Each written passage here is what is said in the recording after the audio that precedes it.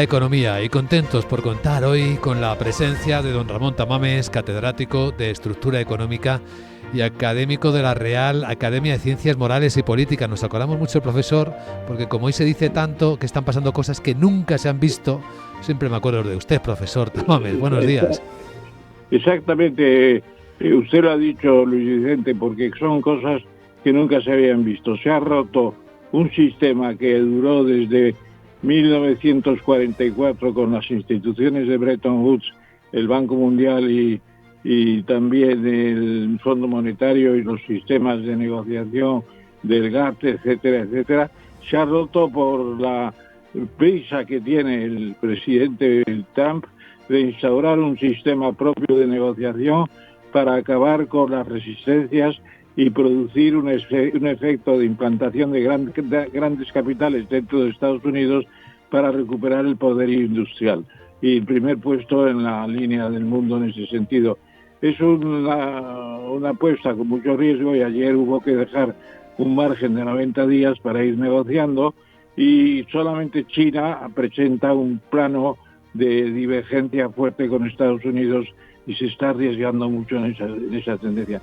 Y por último, señor Muñoz, don Luis Vicente, recomiendo el libro de Edkayar, Rafael Edkayar, China Ascenso, de Deusto, extraordinaria aportación a interpretar precisamente ese protagonista enigmático que siempre es China.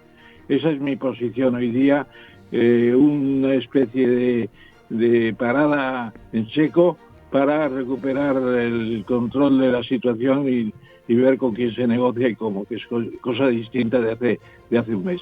Estamos en una situación muy distinta ya. Pues es una excelente recomendación. Si nuestros oyentes quieren además ver al señor Edkayar, hay una entrevista que está en nuestro canal de YouTube que le acaba de realizar Laura Blanco y es súper interesante. Tiene mucha razón el profesor Tamames para entender lo que está ocurriendo.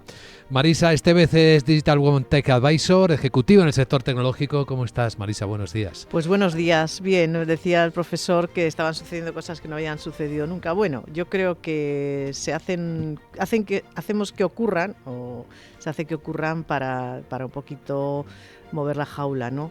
Porque yo creo que que los efectos colaterales de todo lo que venía eran previsibles, pero bueno, se aceleran las cosas. Yo creo que es un componente de aceleración. Un componente de aceleración, como lo ha sido la tecnología, claro. Sí. Juan Carlos Lozano es colega, es periodista especializado en información económica en el Grupo Prensa Ibérica.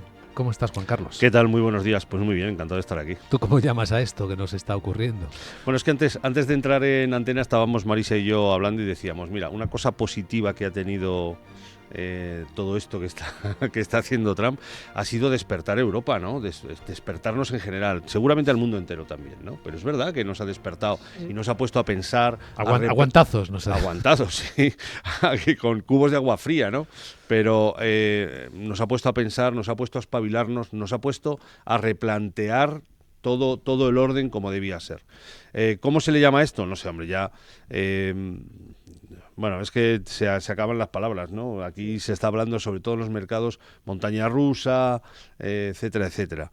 Bueno, vamos a ver, yo creo que la situación, esta especie de carrera por poner aranceles o por tomar una posición negociadora más fuerte o por cambiar el orden negociador, que yo creo que de todo hay un poco, pues se había disparatado, ¿no? Se había disparado todo, ¿no? Y han tenido que ellos mismos poner un poco de pausa para ver cómo queda, después de agitar el agua para ver en qué nivel se queda, ¿no? Una cosa muy curiosa, y voy a preguntarle al profesor Tamames sobre ello, es cómo los grandes periódicos financieros del mundo ya titulan con preguntas. Pregunta en la portada del Wall Street Journal, que traslado al profesor Tamames. ¿Por qué Trump dudó sobre los aranceles apenas unas horas después de que entraran en vigor? ¿Le apretaba el zapato por los bonos americanos con esa inesperada caída de precios y rendimientos disparados que empezaban a poner en dudas la financiación de todo Estados Unidos? Desde luego los bonos han significado mucho, son un refugio definitivo de billones de instituciones, empezando por los bancos centrales que compran el dinero que emite Estados Unidos, y yo creo que luego la demora se debe en parte hay que leer las órdenes ejecutivas, que son los decretos que hace el presidente, órdenes ejecutivas que las pone en la mesa y para generar admiración de su caligrafía. Y entonces esas órdenes ejecutivas explicaron muy bien, es que está muy bien explicado además, cómo Estados Unidos fue perdiendo su peso industrial en el comercio internacional, y también explicaron muy bien cómo se podía recuperar, declarando sectores estratégicos, empezando por la agricultura hace años ya, y ahora otros sectores que van a declarar estratégicos y van a someter a una protección especial, como sabemos. Entonces yo creo que Elon Musk no es muy partidario del sistema de los aranceles. Yo creo que incluso el sistema puede cambiar a lo largo de estos 90 días para entrar en una situación más cómoda para todos los interlocutores. La que está quedando muy mal es doña Ursula von der Leyen, que no se le pone el presidente, la llama por teléfono, le llama por teléfono, no se le pone y no sabe con quién hablar. Es una situación de Europa un poco cómica en cierto modo. Sí. Pero yo creo que están. Y luego está un poco chulo de tabernario, casi el presidente Trump, cuando dice: estos países nos están llamando besándome el culo, dice, para negociar ya. Hombre, esas cosas se guardan para la taberna en los momentos de mayor exaltación vírica, por así decirlo. Por cierto, acaba de valorar el presidente del Gobierno de España, Pedro Sánchez, la pausa de los 90 días. Saben que está en China, ¿verdad? Pues podemos escucharle. Porque nadie gana en una guerra comercial. Todos pierden. Por eso, la medida anunciada por la administración estadounidense, a falta de ver exactamente los matices de la misma, nos parece una puerta a la negociación y, por tanto, al acuerdo entre países. La respuesta, en todo caso, del Gobierno de España está siendo rápida, está siendo proporcionada y coordinada con nuestros socios europeos. Por cierto, camino de China, todavía no está en China. Estas palabras las pronunció al final del encuentro de negocios entre España y Vietnam, donde está. No sé si tiene que darse la vuelta a lo mejor, porque ya se ha arreglado lo de los aranceles, las otras cosas son de más calado, ¿no? Yo creo que bueno, lo decía el profesor, ¿no? Y yo creo que los economistas habían anunciado en muchos sitios el efecto en los bonos y demás, pero es verdad que ha prevalecido un movimiento más geopolítico que económico, o sea, esa contención de China, porque además yo creo que hay otras jugadas de más calado, pero son más lentas. O sea, en el tablero, bueno, ya podemos hablar de que estamos en la semana de la salud, pero por ejemplo no nos podemos olvidar de dos cosas, que son el mercado por ejemplo, de los semiconductores y los elementos, ¿no? De todo eso, las tierras raras y demás, pero por ejemplo, China estaba ya contenida, o sea, ya evitando que se le pudiera exportar todo lo que habían sido todos los chips para la inteligencia artificial. China se ha tenido que poner a la carrera a sus propios diseños, tanto en semiconductores y chips, como también generar lo que hicieron con las nuevas herramientas de inteligencia generativa, inteligencia artificial, y entonces van haciendo otros movimientos, pero son mucho más lentos, son muchísimo más lentos. Y entonces, razón, Marisa, en el sentido de que en el caso de China y Estados Unidos hay una componente política indudable. Poner unos aranceles en el 125 equivale a echar 7 llaves al mercado chino, porque realmente un 125, un automóvil eléctrico que cueste 30.000 euros o $30.000, pues se pone en 70.000. A ese precio ya no se compra absolutamente nada. Y el problema es qué va a hacer China si se frena la salida masiva de sus productos con los stocks que tiene de piezas, componentes, materias primas, tierras raras y demás. Pues una situación muy problemática con China que se tendrá que ventilar entre Trump y Xi Jinping directamente, yo creo, en Pero ese algún parón próximo sería encuentro. contraproducente para los propios consumidores. O sea, nos paran, Claro. es que no nos engañemos, nos pararían a nosotros, primero, el consumo y segundo, las cadenas de producción. Esta semana fue un poquito, se analizó mucho todo lo que se producía en China, pero, por ejemplo, no nos engañemos, que mucho ensamblaje se hace en China y no tiene que pasar por Estados Unidos, por ejemplo, para que pueda ser comprado en otros países. No nos engañemos. Sí, que sí, luego hay China otras... está inundando ahora mismo de Exactamente. ofertas al resto del Totalmente. mundo. Es un mundo sin Estados Unidos que está construyendo sus Exactamente. nuevas cadenas comerciales. Sí, yo creo que esto es la primera lección y seguramente es lo que apunta cuál es el verdadero motivo o cuál es el motivo fuerte que hay detrás de todos los movimientos de Estados Unidos, de Trump con todo esto, ¿no? Que seguramente es China en concreto, ¿no? Todo lo demás son efectos colaterales que vendrán mejor o peor, pero yo creo que a quien está en el punto de mira es China, como demuestra además la escalada, ¿no? Ahora yo os pregunto, ¿algo se ha roto que pueda ser irreparable? ¿Y ese algo que se ha roto es la confianza en Estados Unidos como socio estable y fiable? ¿Creéis que hemos llegado a ese No se ha punto? roto absolutamente nada y tenemos el precedente de Zelensky yendo al despacho Oval en plan de ejecución definitiva de Zelensky y resulta que se hacen tan amigos y ya se establece un nuevo sistema entre Estados Unidos y Ucrania, etcétera, etcétera. Aquí no se rompe nada hasta el momento final de saber si llegamos al acuerdo que vamos a llegar. Yo creo que esto no acaba en una tragedia ni cosa parecida, ni es la Gran Depresión del año 29-30 del siglo pasado. Es otra cosa, es una negociación por todo lo alto, con mucho despotismo, mucha visión minimizante de los chinos, pero también es la gran ocasión de que China pase a no depender ya de los Estados Unidos, ¿eh? China va a depender ya del resto del mundo, no de Estados Unidos solamente. Claro. Eso va a ser muy importante. Y ahí para tendremos todos. que decidir cómo nos alineamos. Bueno, Claro. Bueno, con todos. Con claro, todos. sí, eso iba a decir yo, que yo creo que es lo inteligente, ¿no? Una de las cosas que hemos visto en estos últimos, sobre todo, días, es que todos los responsables políticos, tanto españoles como europeos, cuando miran un poco el lado positivo de esto, dicen, esta es una gran oportunidad para abrir nuevos mercados, para sellar nuevas alianzas.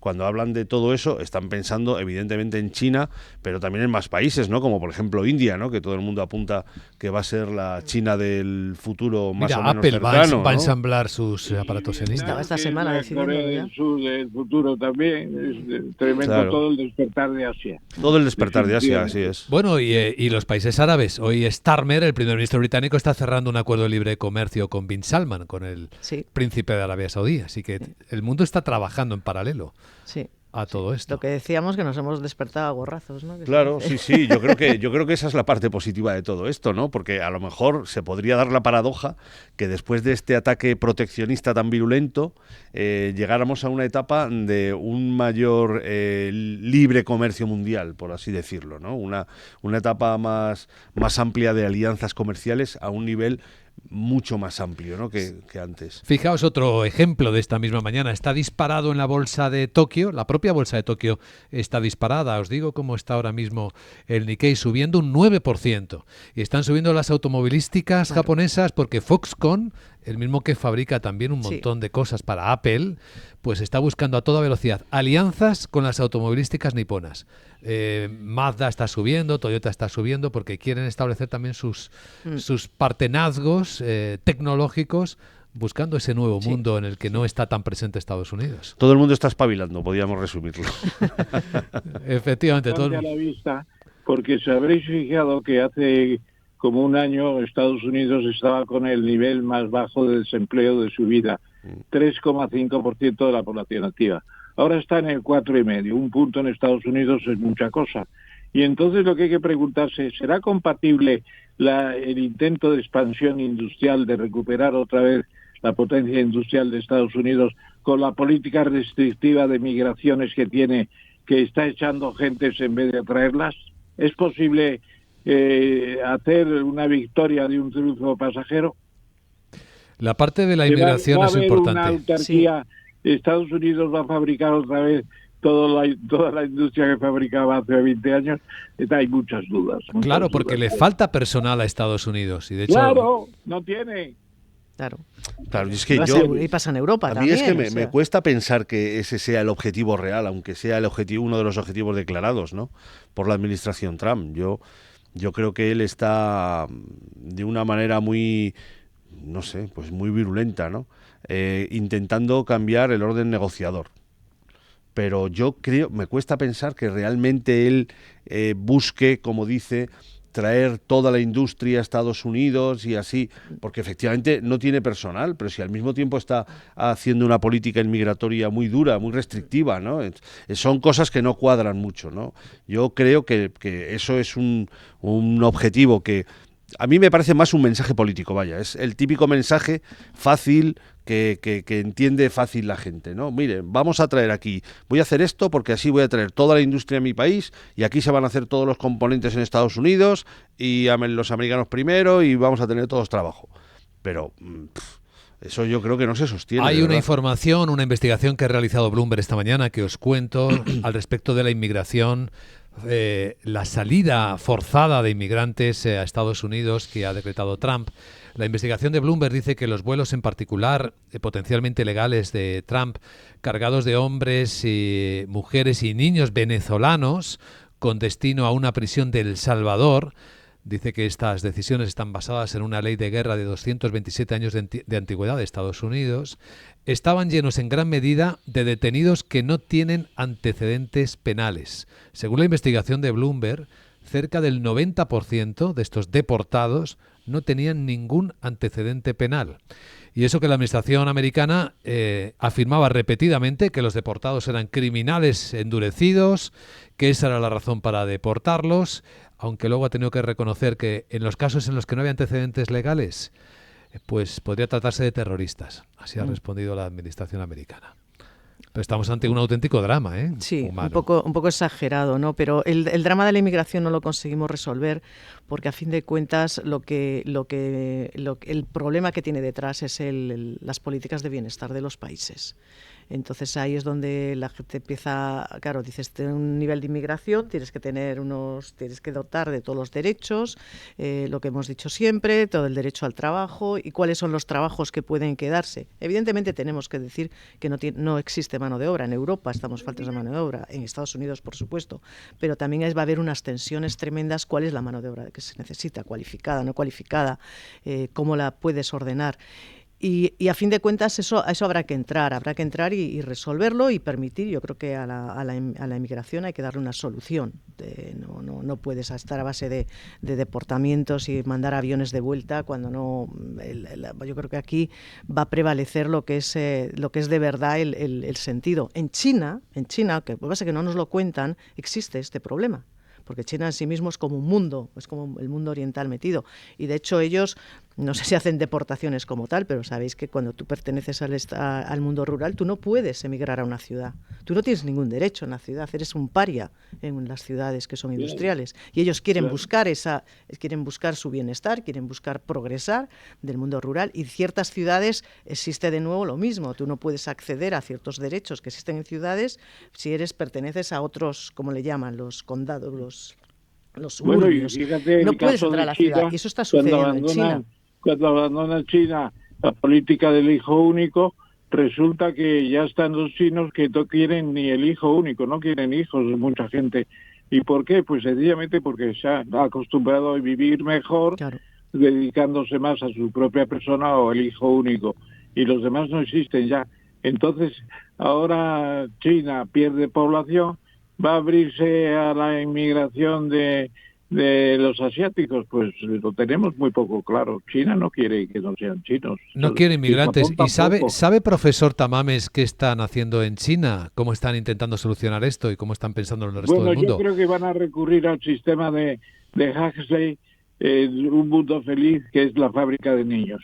Poner una fábrica de niños sin padre ni madre, con los puros gametos masculino y femenino, lo mezclan, el embrión, y anda que te crió, vamos a tener 3 hijos. Y ajustando el nivel de producción a las necesidades. Pues no sé si eso es ciencia ficción, ya de todo eso. Pero hay algo que sí están haciendo ya, y empresas como Foxconn lo tienen en marcha.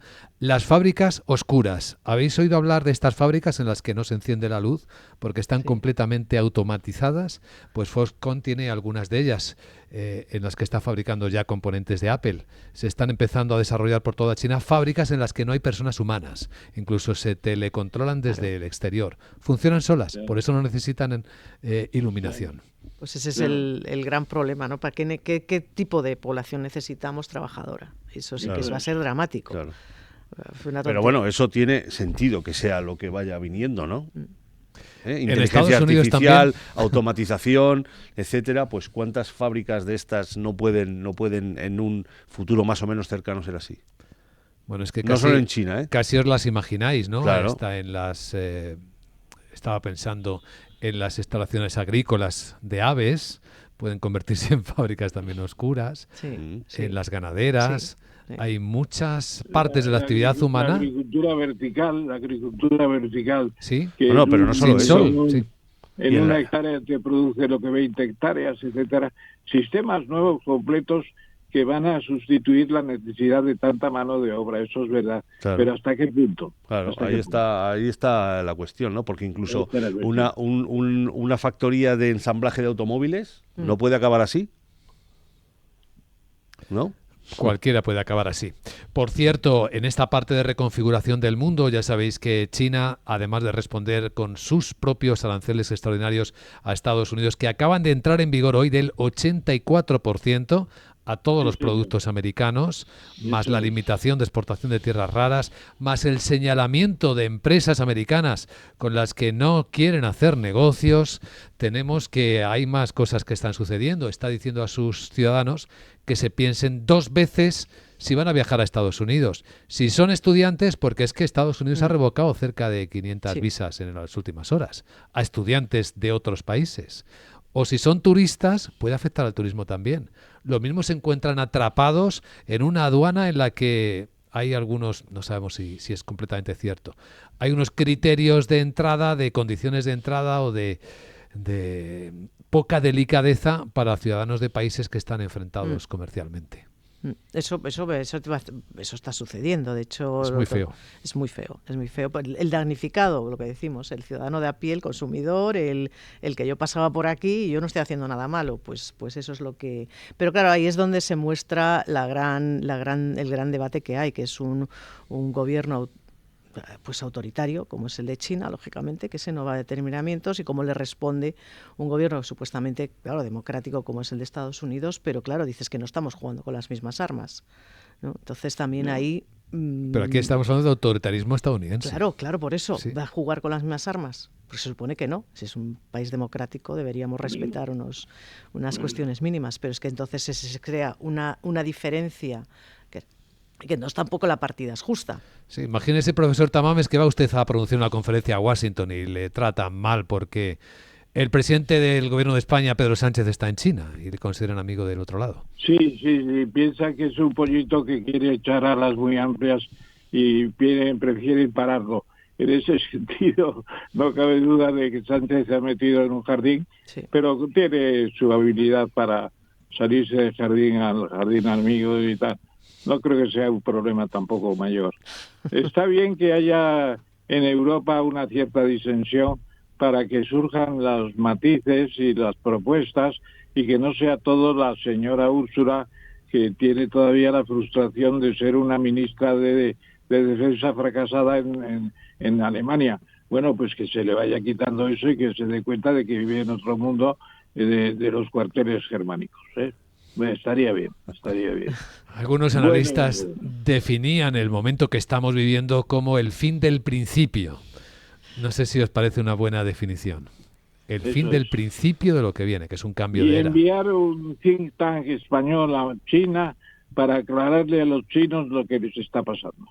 ¿Sí? Pero estaría mal también. Estaría muy bien.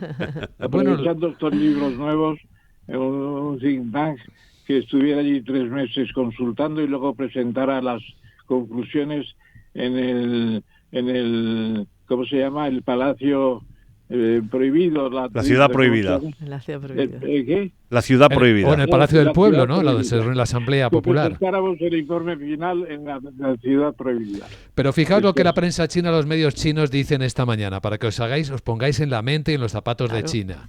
Políticas arancelarias de Estados Unidos que golpean a sus propios consumidores. Trump pausa los aranceles durante 90 días, excepto para China, pero China tiene una firme voluntad y abundantes medios para contrarrestar los aumentos arancelarios unilaterales de Estados Unidos. China dice que sigue apostando por un comercio global con reglas y hay declaraciones del primer ministro chino Li Qiang diciendo que la nación está completamente preparada para abordar la presión que los choques externos pueden producirle al país.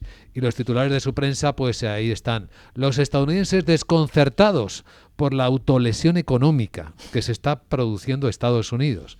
Esta es la imagen que tienen los chinos de lo que hace Donald Sí, Trump. claro, son los salvadores. Fastidiar a sus Sí. ciudadanos. China tiene que ganar tiempo. China ahora mismo sabe que tiene que ganar un poquito de tiempo porque en carreras más avanzadas le queda, se han dado cuenta que tienen que hacerlo y luego se quieren optar a ser también los salvadores del mundo. Pero claro, yo que estar en manos también de los chinos me parece un poquito peliagudo y enlazaba con lo que hablábamos de la Semana de la Salud. Cuidadito, porque todo lo que China lo que tiene es una colección de datos genómicos brutal. China está coleccionando información biomédica, China está coleccionando lo que no nos podemos imaginar y lo va a seguir haciendo. Entonces, eso al fin de cuentas es otra industria que no vemos porque es silente, es silenciosa y la tenemos ahí. O sea, Una buena advertencia. Hoy Así Marisa es. Estevez, Juan Carlos Lozano y Ramón Tamames en la gran tertulia de la economía. Gracias, amigos. Cuidaos. Gracias. gracias. Buenos días.